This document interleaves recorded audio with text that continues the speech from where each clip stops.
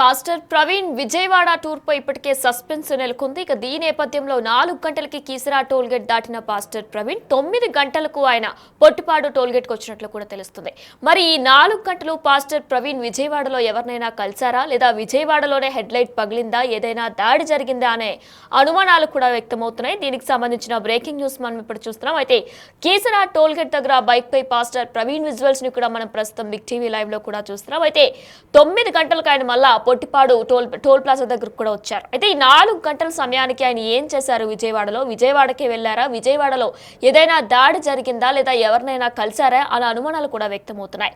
అయితే అక్కడే ఆయన హెడ్లైట్ పగిలిందా, లేదా ఇంకేమైనా జరిగిందా అనే అనుమానాలు కూడా వ్యక్తమవుతున్నాయి. సాయంత్రం 4:07 సమయంలో కీసరా టోల్ ప్లాజాను దాటారు పాస్టర్ ప్రవీణ్. ప్రస్తుతం ఆ విజువల్ ని, అలానే ఎస్పీ ఐజీ ఏదైతే విజువల్ ని మనకి ప్రెస్ మీట్ లో రిలీజ్ చేశారో ఆ విజువల్స్ ని కూడా మనం చూస్తున్నాం. అయితే ఏలూరు దగ్గరలోని పొట్టిపాడు టోల్ ప్లాజాను రాత్రి 9:15 దాటారు పాస్టర్. ఇక 2 టోల్ ప్లాజాల మధ్య దూరం కూడా చూసుకున్నట్లయితే 64 కిలోమీటర్లు మాత్రమే.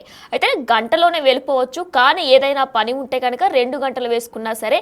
మరి 4 గంటలు విజయవాడలో ఏమైనా చేశారా, విజయవాడలో ఎవరినైనా కలిసారా, దాడి ఏదైనా విజయవాడలోనే జరిగిందా, హెడ్లైట్ పగిలిపోవడానికి కారణాలు కూడా విజయవాడ చుట్టూనే సమాధానాలు కూడా ఉన్నాయా అంటూ కూడా అనుమానాలు వ్యక్తం చేస్తున్నారు క్రైస్తవ సంఘాలు. ఇక ఆ 4 గంటలు ప్రవీణ్ ఏం చేశారు, విజయవాడ వైపు వెళ్లారని, అక్కడ ఎవరో కలిసారా, విచారణ చేస్తున్నామంటూ కూడా ఐజీ అశోక్ కుమార్ కూడా చెప్పుకొచ్చారు. అయితే అసలు ఐజీ ఏం చెప్పారనేది కూడా మనం ఇప్పుడు ఒకసారి విందాం. సో బేసిక్గా మాకు ప్రిలిమినరీ ఇన్వెస్టిగేషన్ వారు 24 తారీఖు హైదరాబాద్లో వారు ప్రిలిమినరీగా ఇంతవరకు వారి బంధువులు కానీ, తర్వాత వారు రోడ్లో ప్రయాణం చేస్తున్నప్పుడు కొంతమందితో మాట్లాడిన వాళ్ళ ఫ్రెండ్స్ ద్వారా కానీ ఇంకా అందరితోటి మాట్లాడడం జరిగింది. సో వారు 24 తారీఖు మార్నింగ్ హైదరాబాద్ నుంచి అరౌండ్ 11 గంటలకు బయలుదేరినట్టుగా మాకు ఉంది. తర్వాత అరౌండ్ 1 o'clock అట్లా వారు Choutuppal toll gate 1 o'clock Choutuppal toll gate pass అయ్యారు. అంటే వరుసగా మనకి సీసీ కెమెరాస్ ద్వారా మనకు లభ్యమవుతూ ఉంది. తర్వాత కొద్దిసేపు ఒక విజయవాడలో మాత్రమే వారు విజయవాడకు వచ్చిన తర్వాత ఒక 3-4 hours వారి మూమెంట్ ట్రాక్ చేస్తున్నాం. వారు ఎక్కడున్నారు విజయవాడలో అనేది దాని మీద ఫర్దర్ ఇన్వెస్టిగేషన్ జరుగుతూ ఉంది. తర్వాత కొంతమూరు పెట్రోల్ బంక్ దగ్గరికి అరౌండ్ 11:30కి రీచ్ అయ్యారు.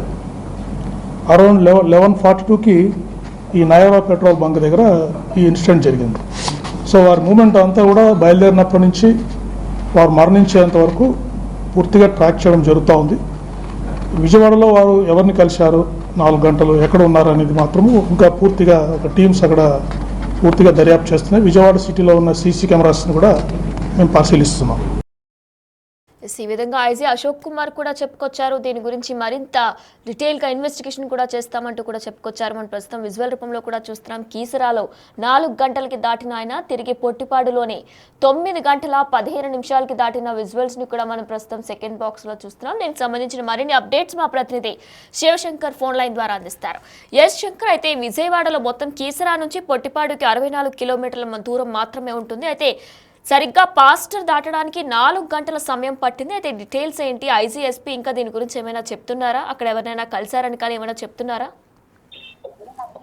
చూసుకున్నట్లయితే 2 తెలుగు రాష్ట్రాల్లో కూడా సంచలనం రేపిన పాస్టర్ ప్రవీణ్ మృతికి సంబంధించి అప్డేట్స్ ఇస్తూ ఈ రోజు ఒక ప్రెస్ మీట్ అయితే రిలీజ్ చేశారు. అందులో విజయవాడకి 4:07 కేసరా టోల్ ప్లాజా క్రాస్ అయిన పాస్టర్ ప్రవీణ్ ఎవరైతే ఉన్నారో ఆయన తిరిగి మళ్ళీ గన్నవరం సమీపంలోనే పొట్టిపాడు టోల్గేట్ దగ్గర 9:15 క్రాస్ అయ్యారు. దాని ముందే అతని వైఫ్ తో కూడా మాట్లాడినట్టు కూడా ప్రవీణ్ ఆయన వైఫ్ తో మాట్లాడినట్టు కూడా పోలీసులు చెప్పుకుంటూ వచ్చారు. అయితే దీనికి సంబంధించి మధ్యలో 4-9 అంటే 5 గంటల సమయం ఉంది. ఈ 5 గంటల సమయం కూడా సుమారుగా ఫోన్ మొబైల్ ఆఫ్ లో ఉన్నట్లుగానే, అంటే సిగ్నల్ ట్రాక్ చేసినప్పుడు ఫోన్ కాల్ డేటా తీసుకున్నప్పుడు అప్పుడు ఫోన్ గానీ మెసేజ్ గానీ రిసీవ్ అవ్వట్లేదు అనే సమాచారం అయితే మనకు అందుతుంది. అయితే ఫోన్ మొబైల్ కంప్లీట్ గా స్విచ్ ఆఫ్ లో ఉన్నట్టుగా అయితే మనకు అందుతుంది సమాచారం ఉంటుంది.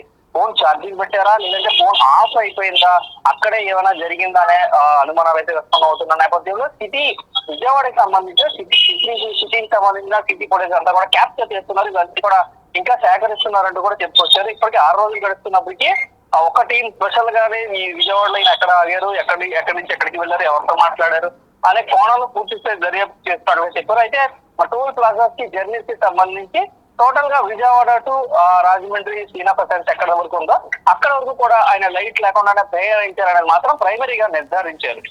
ఈ నేపథ్యంలో విజయవాడలో ఆ 4 గంటల కీలకంగా మారాయి. ఎందుకంటే 1 గంట సేపు సమయం జర్నీకి మనం తొలగించుకోవచ్చు. ఇంకా 5 గంటలు 4 గంటలు 1 గంట తీసేస్తే ఇంకా 4 గంటలు ఉంది కాబట్టి ఆ 4 గంటలు ప్రధానంగా ఎక్కడ గడిపారు, ఎవరితో గడిపారు, ఎవరితో మాట్లాడారు, ఎవరినైనా కలిశారా, లేదా అక్కడ ఎవరైనా దాడి చేశారా ఆయన మీద అనే కోణంలో కూడా పూర్తి ఎంక్వైరీ కొనసాగుతుందని చెప్పుకొని దీనికి సంబంధించి ఇప్పటికే ఈ కేసుకి సంబంధించి రాష్ట్ర ప్రభుత్వం ప్రతిష్టాత్మకంగా తీసుకుందని చెప్పారు.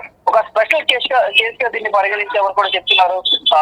వీలైనంత త్వరగా అయితే దర్యాప్తు కంప్లీట్ చేస్తా ఉంటూ కూడా ఇప్పటికే ఐజీ కావచ్చు, అదేవిధంగా తూర్పు గోదావరి జిల్లా ఎస్పీ కావచ్చు చెప్పిన పరిస్థితి కనిపిస్తున్న నేపథ్యంలో మొత్తం అనుమానాల్లో ప్రధానంగా ఉన్నది హెడ్లైట్ కాబట్టి హెడ్లైట్ కి సంబంధించిన ఒక క్లారిటీ అయితే ఈ రోజు ఇచ్చారు. ఇంకా మిగిలింది విజయవాడలో 4 గంటలు ఎందుకు స్టే చేశారు, 4 గంటల సమయం ఆ మొబైల్ కి ఫోన్స్ కానీ SMS కానీ ఎందుకు వెళ్ళలేదు అనేది ప్రధానంగా రెండో ప్రశ్న. దానికి సంబంధించిన క్లారిటీ అయితే రావాలి. ఎందుకంటే ఇప్పుడు కథ అంతా కూడా విజయవాడ వరకు మారిపోయింది. ఎందుకంటే ఇప్పటి వరకు కూడా కొవ్వూరు టోల్ గేట్ ముందు ఎవరైనా అటాక్ చేస్తారా ఏంటి అనే దాని మీద పూర్తి స్థాయి ప్రశ్న వెళ్ళిన నేపథ్యంలో అక్కడి నుంచి అంటే విజయవాడ నుంచి ఇక్కడ వరకు వచ్చిన సీసీ ఫుటేజ్ మొత్తం అంతా కూడా టోల్ గేట్ కి సంబంధించిన సీసీ ఫుటేజ్ కావచ్చు, బంక్స్ కావచ్చు, ఆ దారిలో ఉన్న సీసీ ఫుటేజ్ అంతా కూడా ఒక్కసారిగా రివ్యూ చేయడం తోటి ఈ అనుమానాన్ని పటాపంచులు అయిపోయినట్లుగా కూడా చెప్పుకోవచ్చు. అదే నేపథ్యంలో కొత్త అనుమానాలు కావచ్చు. అంటే విజయవాడ 4 గంటలు ఏం చేశారు, విజయవాడలో 4 గంటలు ఏం జరిగింది, ఈ 4 అవర్స్ మిస్టరీని మాత్రం పోలీసులు ఇంకా ఎందుకు రివ్యూ చేయలేదు, ఆ 4 అవర్స్ ఏం జరిగింది అనే దాని మీద పూర్తి స్థాయి ఒట్టుకుంటే అనుకోవాలని చెప్పుకోవాలి. దీనిపై ఇప్పటికే సీసీ కెమెరాల ఆధారంగా పూర్తి స్థాయి దర్యాప్తు చేస్తున్నట్టు కూడా ఐజీ మరియు చర్చల పరిస్థితులు ఇక్కడ కనిపిస్తున్నాయి. Right Shankar, thank you. Yes, మనం ప్రస్తుతం విజువల్ రూపంలో కూడా చూస్తున్నాం. కీసరా రోజు కీసరాని 24వ రోజు ఆయన మొత్తం 4 గంటల 7 నిమిషాలకి దాటినట్టు కూడా మనం ప్రస్తుతం బిగ్ టీవీ లైవ్లో ఆ విజువల్ ఏదైతే ఎస్పీఐజీ కూడా రిలీజ్ చేశారో ఆ విజువల్ని చూస్తున్నాం. అయితే తర్వాత పొట్టిపాడుకి సమీపంలో కూడా ఈ రెండింటికి పొట్టిపాడు కీసరాకి కూడా 64 కిలోమీటర్ల దూరం మాత్రమే ఉంటుంది. అయితే మహా అయితే వేసుకుంటే 1 గంట సమయం పట్టొచ్చు, లేదా ఏమైనా పనులుంటే 2 గంటల సమయం పట్టొచ్చు. కానీ దాదాపు 4 గంటల పాటు ఈయన విజయవాడలోనే స్టే చేశారా, లేదా విజయవాడలో ఎవరినైనా కలిశారా, హెడ్లైట్ పగిలిపోవడానికి కారణాలు కూడా విజయవాడలో ఏదైనా దాడి జరిగిందా అనే కోణంలో కూడా ప్రస్తుతం దర్యాప్తు చేస్తున్నామంటూ ఇటు పోలీసు అధికారులు కూడా తెలియజేస్తున్నారు. అయితే ఏలూరు దగ్గరలోని పొట్టిపాడు టోల్ ప్లాజాను రాత్రి 9 గంటల 15 నిమిషాలకు పాస్టర్ ప్రవీణ్ దాటొచ్చారు. ఇక 2 టోల్ ప్లాజాల మధ్య దూరం కూడా చూసుకున్నట్లయితే 64 కిలోమీటర్ల మాత్రమే ఉంటుంది. గంటలో వెళ్లాల్సిన పాస్టర్ ప్రవీణ్ కు 4 గంటలు ఎందుకు పట్టిందన్న అనుమానాలు కూడా వ్యక్తమవుతున్నాయి. ఇక గంట ప్రయాణం తీసేసినా సరే మరో 4 గంటలు ఎక్కడికి వెళ్లారు, ఆ 4 గంటలు ప్రవీణ్ ఏం చేశారు, విజయవాడలో ఎవరినైనా కలిశారా, ఎందుకంటే ఆ 4 గంటలే ఫోన్ కూడా స్విచ్ ఆఫ్ అయినట్లు కూడా పోలీసు అధికారులు తెలియజేస్తున్నారు. అక్కడ దాడి ఏదైనా జరిగిందా, ఆ దాడిలోనే బండి హెడ్లైట్ కూడా పగిలిందా అనే కోణంలో కూడా ప్రస్తుతం దర్యాప్తు చేయాలంటూ కూడా క్రైస్తవ నేతలు కోరడంతో ఆ విధంగా కూడా దర్యాప్తు చేస్తున్నామంటూ కూడా ఇటు ఐజీ కూడా చెప్పుకొచ్చారు.